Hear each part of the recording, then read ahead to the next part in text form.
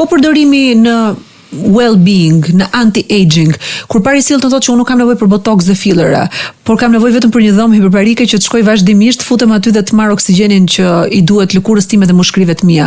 Çfarë nuk kupton me këtë? Aplikimi i dhomës hiperbarike nxit sintezën e kolagjenit të elementeve si prolina dhe sylina, të cilët janë përgjegjës për krijimin e fibroblasteve, pra qelizave të reja të indit të lidhor, ku rrisin sasinë e kolagjenit, përmirësojnë elasticitetin e lëkurës, e rigjenerojnë atë, e bëjnë lëkurën të duket më fresh, më të butë dhe gjithashtu ndikon drejt për drejt në pjesën e rrudhave. Joe Rogan, që është një nga podcasterat më të famshëm në botë, e ka trajtuar vazhdimisht në shumë intervista me specialistë të kësaj fushë trajtimin përmes dhomës hiperbarike me oksigjen të presuar mesatar në rastin tënd. Për rigjenerimin dhe rikuperimin e trurit dhe traumave që kalon truri nga iktuset, ishemi cerebrale, hemorragjit cerebrale që dëmtojnë zona të veçanta.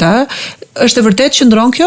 Është e vërtet, Alketa, sepse në Amerikë edhe vetë mjekët neurolog pas studimeve të shumta që kanë bërë e sugjerojnë te mase për patologji të ndryshme të sistemit nervor, parandalon vdekjen e neuronave të dëmtuara, si dhe nxit lidhjen e reja të neuronave. Përmirëson mikroqekullimin, aty ku është edhe sekreti i trajtimit, duke shtuar mikroqekullimin e thellë. Pasi thuash në një farë mënyrë, ajo çfarë trajtimi hiperbarik i bën trurit është një mikrokirurgji, e operon nga brenda.